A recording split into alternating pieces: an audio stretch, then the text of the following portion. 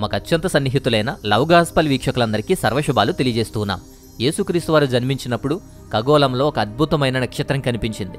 ఈ నక్షత్రం గురించి అందరికీ తెలుసనుకుంటాం కానీ ఈ నక్షత్రం ఎంత అద్భుతమైనది, ఎంత విచిత్రమైనది అంటే ఇప్పటి వరకు ఎవరూ దాని మూలాలు కూడా కనుక్కోలేకపోయారు. అయితే ఈ నక్షత్రం ఏంటి, ఈ నక్షత్రం యొక్క థియరీస్ ఏంటి, ఎంత విచిత్రమైన మాయా నక్షత్రం, ఈ వీడియోను పూర్తిగా చివరి వరకు చూడండి. అద్భుతమైన అన్ని అంశాలు కూడా మాట్లాడదాం. మత్తయి సువార్త 2వ అధ్యాయం మొదటి 12 వాక్యాల్లో బెత్లెహేములో నక్షత్రాన్ని కనిపించడాన్ని లేఖనాల్లో మనం చూస్తాం. తూర్పు నుంచి వచ్చిన జ్ఞానులు నక్షత్రాన్ని చూసి వస్తారు. అలా నక్షత్రాన్ని చూసి యెరూషలేం వరకు కూడా చేరుకుంటారు. అది మొదటగా కనిపించిన నక్షత్రం. ఇక బెత్లెహేము ఎలా ప్రయాణించారు అంటే అదే మత్తయి సువార్త 2వ అధ్యాయం 9వ వాక్యం చూడండి. ఆ శిశువు ఉన్న చోటు వరకు, ఆ ఇంటి వరకు కూడా వారి ముందు నడిపించింది ఆ నక్షత్రం. అలా జ్ఞానులను నక్షత్రం ముందుండి నడిపించింది, జ్ఞానులకు సహాయం చేసింది. ఆ విధంగా జ్ఞానులు వచ్చి యేసుక్రీస్తు వారిని పూజించి బంగారం సాంబ్రాన్ని బోలాన్ని సమర్పించి వారికి నమస్కరించి తర్వాత వెళ్తారు. ఈ సందర్భంలో నక్షత్రం యొక్క అద్భుతమైన విషయమేంటి, లోతైన అంశమేంటి, అక్కడ ఉన్న మర్మమేంటి, ఆశ్చర్యమేంటి, ఆ మాయ ఏంటి అని చూస్తే ఈ నక్షత్రం కేవలం జ్ఞానులకు మాత్రమే కనిపించింది. హేరోదు, ప్రధాన యాజకులు, శాస్త్రులు, యెరూషలేం యొక్క సాధారణ జనాభా అంతా కూడా ఆ నక్షత్రం గురించి తెలియలేదని చెప్తారు, చూడలేకపోతారు. దీనివలన హేరోదు జ్ఞానులని వారు ఎప్పుడు గమనించారో రహస్యంగా ప్రశ్నిస్తాడు. అంటే ఇది ఖగోళానికి సంబంధించిందా అంటే ఖగోళ దృగ్విషయంగా కూడా కనబడుతుంది. అలా అని అందరికీ కనిపించిందా అంటే అది అందరికీ కనిపించిన విషయంగా కూడా కనబడుతుంది. అంతేకాకుండా మత్తయి తన సువార్త ప్రకారము కూడా ఈ జ్ఞానులు యెరూషలేం ప్రయాణం చేస్తున్నప్పుడు ఆ నక్షత్రం అదృశ్యమైపోతుంది.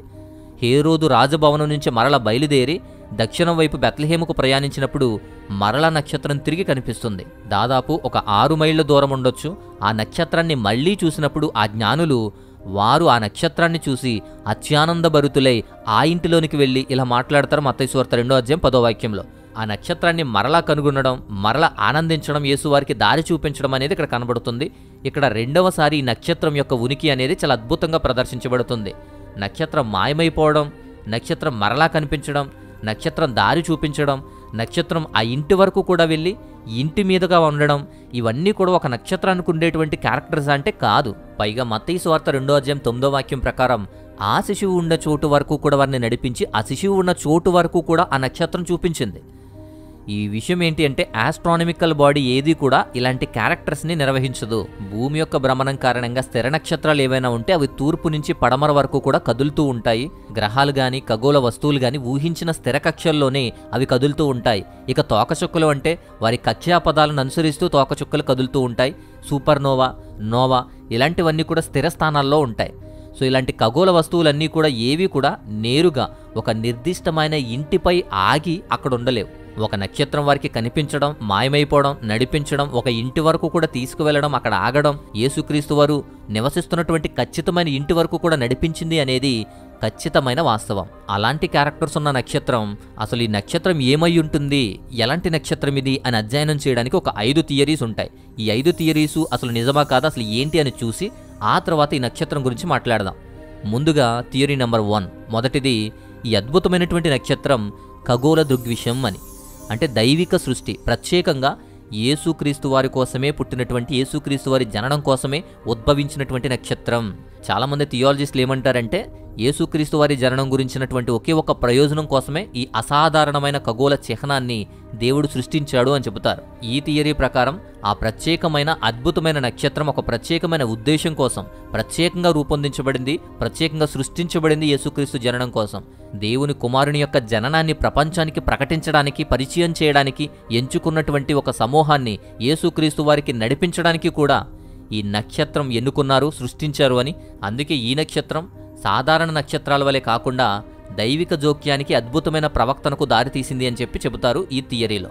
ఇక రెండవది థియరీ నెంబర్ 2, ఈ నక్షత్రం అనేది దేవదూత అని, దేవదూతకు సంబంధించిన ఒక అభిప్రాయాన్ని తెలియజేసే థియరీ ఇది. చాలామంది బైబిల్ వ్యాఖ్యాతలు ఏమంటారంటే ఈ అద్భుతమైనటువంటి నక్షత్రం, జ్ఞానులు చూసిన ఆ నక్షత్రం వాస్తవానికి భౌతిక సంబంధమైన భౌతిక నక్షత్రాల కంటే కూడా దేవదూతకు సంబంధించిన లేదా దేవదూత జీవిలా కనిపించినటువంటి అంశమే ఎక్కువ ప్రాధాన్యతనిస్తుంది. ఆ నక్షత్రానికి ఉన్న అన్ని క్యారెక్టర్స్ కూడా దేవదూతకు సంబంధించినవే.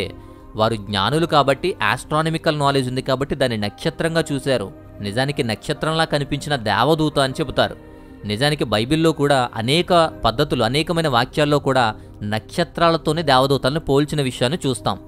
దేవదూతలను అప్పుడప్పుడు నక్షత్రాలను పిలుస్తారు. ప్రకటన గ్రంథం 1వ అధ్యాయం 20వ వాక్యం చూస్తే దేవదూతలను సూచించడానికి ఆస్టర్ నక్షత్రం అనే పదాన్ని ఉపయోగిస్తారు. 7 నక్షత్రాలు, 7 చర్చిల దూతలు అని చెబుతారు ప్రకటన గ్రంథంలో. అంతేకాదు పరలోక సంబంధమైన జీవులు పాడేటువంటి సందర్భంలో, స్తుతించే సందర్భంలో కూడా యోబు గ్రంథం 38వ అధ్యాయం 7వ వాక్యంలో ఉదయ నక్షత్రాలు అక్కడ ఏకముగా కూడి పాడినప్పుడు అని ఉంటుంది. అలా నక్షత్రాల గురించిన ప్రస్తావన కూడా వస్తుంది.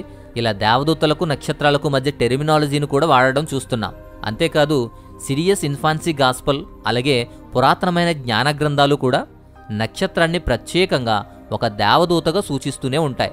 The mystery of the Maggi అనేటువంటి పుస్తకంలో జ్ఞానుల గురించిన విషయం రాస్తే అందులో కూడా దేవదూతగానే ప్రస్తావించారు. జ్ఞానులను యేసు వరకు కూడా నడిపించింది ఆ దేవదూతే అని. ఈ దేవదూతల వివరణ జ్ఞానులు చూసిన దానికి అనుగుణంగా ఉంటుంది. గొల్లలకు చెప్పింది కూడా దేవదూతలే. దేవదూతలను చూసి గొల్లలు చదువులేని వారు కాబట్టి భయపడ్డారు. జ్ఞానులు ఆస్ట్రానమికల్ నాలెడ్జ్ ఉంది కాబట్టి వారు నక్షత్రం అనుకున్నారు. సో ఇలా గొల్లలకు చెప్పింది, జ్ఞానులను నడిపించింది కూడా, అలాగే యేసుక్రీస్తు వారి దగ్గర స్తుతించింది కూడా దేవదూతలు. దేవదూతలు ఇతరులకు కనిపించకుండానే ఎంచుకున్న వ్యక్తులకు మాత్రమే తమను తామును వ్యక్తపరుచుకునేటువంటి కెపాసిటీని, ఒక క్యారెక్టర్ను కూడా కలిగి ఉంటారు. ఈ 2 థియరీస్ చాలా అద్భుతంగా ఉన్నాయి, వాస్తవంగా కూడా అనిపిస్తున్నాయి. అయితే 3వ థియరీ కూడా చూద్దాం. Theory number 3. ఈ నక్షత్రం అనేది దేవుని మహిమ, షెకినా గ్లోరీ అంటాం, దైవ సన్నిధి అంటాం. చాలామంది వేదాంతవేత్తలు ఈ నక్షత్రం షెకినా గ్లోరీకి సంబంధించిందని, దేవుని యొక్క దృశ్యమాన ఉనికి సంబంధించిందని చెప్పి అభిప్రాయపడతారు. పాత నిబంధనలో కూడా పగలు మేఘస్తంభంగాను, రాత్రి అగ్నిస్తంభంగాను కూడా కనిపించడం విషయం చూస్తాం కదా. నిర్గమాకాండం 13వ అధ్యాయం 21వ వాక్యంలో పగలు మేఘస్తంభంగాను, రాత్రి అగ్నిస్తంభంగాను కనిపించి వారికి ముందుండి నడిపించినటువంటి విషయాన్ని చూస్తాం. అలాంటి క్యారెక్టర్ని వీళ్ళు ఊహిస్తున్నారు. అలాగే ఇజ్రాయేలు అరణ్యంలో నడిపించినటువంటి దైవిక మహిమ, దాన్ని బేస్ చేసుకునే ఇజ్రాయేలు వారిని అరణ్యంలో నడిపించిన అదే దైవిక సన్నిధి, అదే దేవుని మహిమ యేసుక్రీస్తు జననంలో ఉందని, ఇప్పుడు పరలోకంలో ప్రకాశవంతమైన కాంతిగా వ్యక్తమవుతుందని ఈ థియరీ చెబుతుంది. షెకినా గ్లోరీ, దేవుని మహిమ అనేది కొత్త నిబంధన సందర్భాల్లో కూడా కనిపించింది. యేసుక్రీస్తు వారు రూపాంతరం చెందినప్పుడు మత్తయి సువార్త 17:5 ప్రకారం, అలాగే ఆయన ఆరోహణమైనప్పుడు అపోస్తుల కార్యాలు 1:9 ప్రకారం. ముఖ్యంగా ఈ సిద్ధాంతం అనేది బలం పొందుకోవడానికి ఎందుకు ప్రాముఖ్యం అంటే, గ్లోరీ అనేది చారిత్రక పరంగా దేవుని యొక్క ఉనికిని స్థిరీకరించడానికి, అలాగే కదిలేటువంటి ఒక అభివ్యక్తిగా అర్థం చేసుకోబడింది కూడా.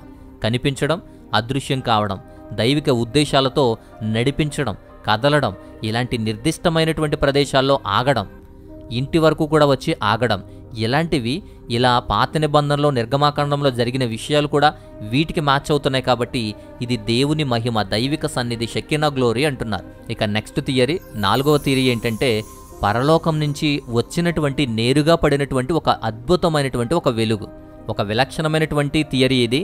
ఆ నక్షత్రం పరలోకము మరియు భూమి మధ్య ఒక అంతీంద్రియమైనటువంటి ఒక క్యారెక్టర్ని, ఒక ప్రారంభాన్ని సూచిస్తుంది. ఈ సిద్ధాంతం ఇతర బైబిల్ వాక్యాల్లో కూడా కొన్ని చోట్ల మనకు కనిపిస్తుంది. యేసుక్రీస్తు వారు బాప్తీసం తీసుకున్నప్పుడు పరలోకం తెరవబడుతుంది, అక్కడ అద్భుతమైన వెలుగు కనబడుతుంది.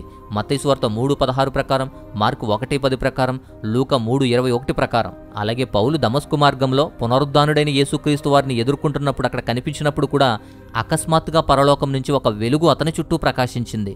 అపోస్తుల కార్యాలు 9:3 ప్రకారం.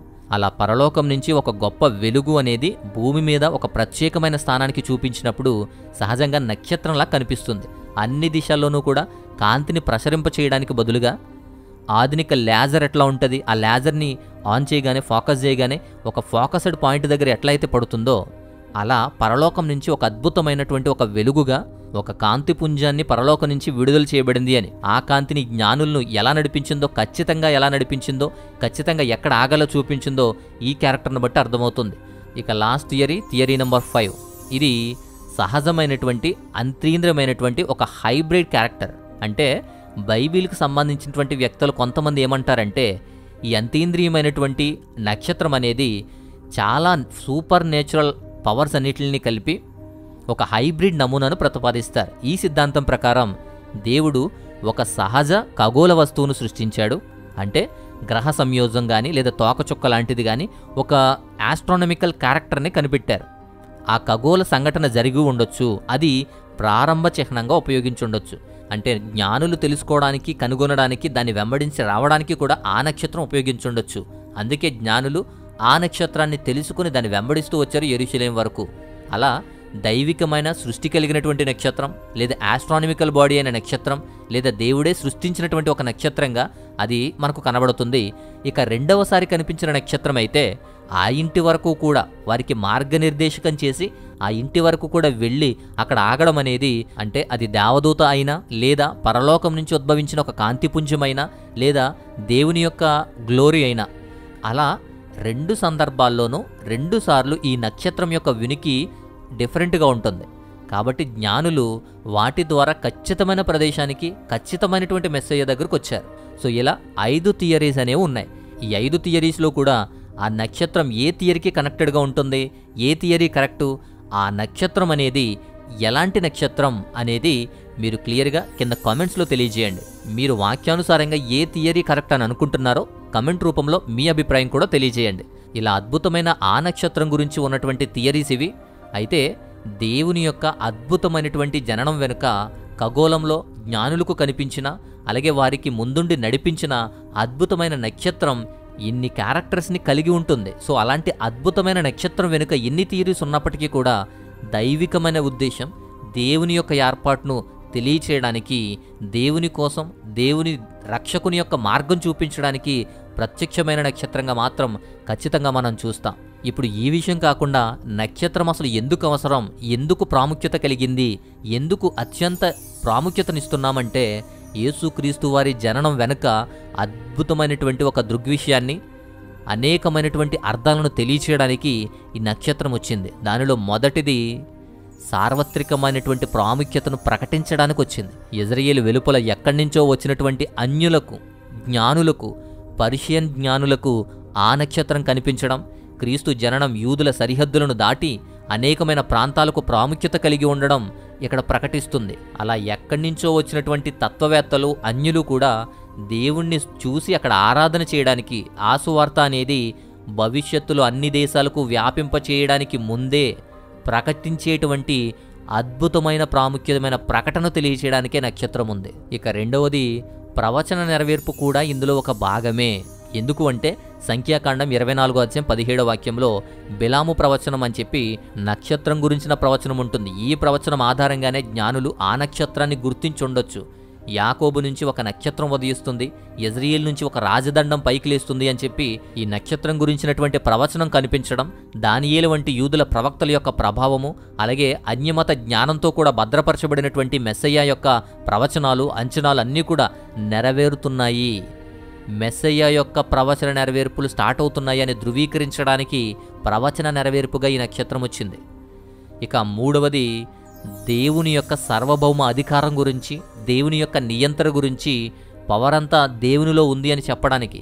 ఎందుకంటే ఈ సూపర్ న్యాచురల్ పవర్స్ అన్నీ కూడా, చరిత్ర అంతా కూడా దేవుని యొక్క విషయాన్ని, దేవుని యొక్క శక్తిని ప్రదర్శిస్తాయి.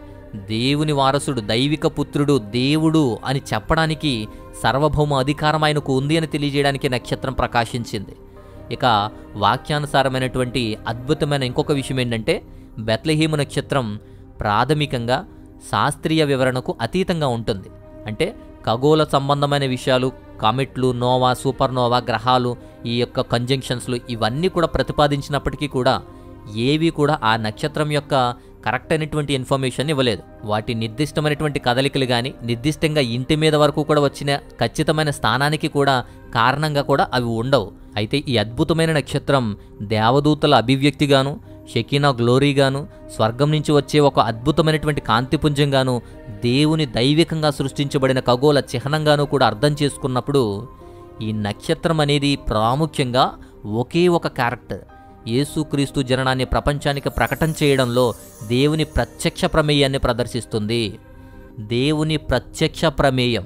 అందుకే ఉన్నవి కాకుండా దేవుడి నుంచి వచ్చిన ప్రత్యేకమైన ప్రత్యక్ష ప్రమేయాన్ని ప్రదర్శించిన నక్షత్రమే ఆ బెత్లెహేము నక్షత్రం. సో ప్రాముఖ్యంగా ఈ వీడియోలో మనం తెలుసుకోవాల్సిన అతి ముఖ్యమైనటువంటి అంశం ఇదే. సో ఇంకేదైనా సందేహాలున్నా, ఇంకేదైనా ప్రార్థన అవసరతలున్నా మీ ప్రార్థన అంశాలను వాట్సాప్ చేయండి. వాట్సాప్ నంబర్ స్క్రీన్ మీద ఇస్తున్నాను. అలాగే మా వ్యయ ప్రయాసాలకు మా పరిచర్యలకు సహాయం చేయాలి, మీ కానుకలు ఇవ్వాలి అనుకుంటే స్క్రీన్ మీద డీటెయిల్స్ ఇవ్వడం జరిగింది. సో మీ విలువైన సహాయాన్ని అందించి మాతో పాలిభాగస్తులుగా ఉండండి, పరిచర్యకు సహాయం చేయండి. సో ఇది ఈ వీడియోలో అంశం. కన్యక యొక్క జననం, గొర్రెల కాపరులకు షెహీనా గ్లోరీ, దేవదూతల ప్రకటనలు, దేవదూతల సువార్తలు, దేవదూతల స్తుతిగీతాలు, మర్మమయ్యున్నటువంటి అద్భుతమైన నక్షత్రం, దేవుని దైవిక ఉనికిని తెలియచేయడానికి, అద్భుతమైన శక్తిని తెలియజేయడానికి, దేవుని ఉద్దేశాన్ని నెరవేర్చడానికి ఇలాంటి పరిణామాలు కూడుకున్నాయి. విశ్వంలో సమస్త పరిణామాలు కూడా దేవుని యొక్క నిజమైన సంఘటనను, దైవ కుమారుణ్ణి సూచించేటువంటి ప్రదర్శనలే చేశాయి. జ్ఞానులు, గొర్రెల కాపరులు కేవలం సంకేతాలను మాత్రమే కాకుండా మోక్షాన్ని ప్రకటించడానికి, మానవ చరిత్రలోకి దైవిక ప్రవేశంతో ప్రత్యక్ష సంబంధాలను కూడా అనుభవించారు. అలా ఆ నక్షత్రం అనేది జ్ఞానులకు మార్గం చూపించడమే కాకుండా ప్రపంచానికి సువార్తను ప్రకటించడంలో, క్రీస్తు జననాన్ని ప్రకటించడంలో, పరలోకం నుంచే దేవుని శక్తిని, ప్రత్యక్ష ప్రమేయాన్ని కూడా ప్రదర్శించినది నక్షత్రం. అది అద్భుతమైన క్యారెక్టర్ అది. సో ఇది ఈ వీడియోలోని అంశం. ఈ వీడియో నచ్చితే ఖచ్చితంగా లైక్ చేయండి, ఇతరులకు కూడా పరిచయం చేయండి, షేర్ చేయండి. మరొక అద్భుతమైనటువంటి మంచి వీడియోతో మరొక టాపిక్ ద్వారా మరలా వస్తాను. అంతవరకు దేవాతి దేవుని మహోన్నతమైన కృపా కాపుదల మీ అందరికీ తోడయుండి బలపరచునుగాక. ఆమేన్.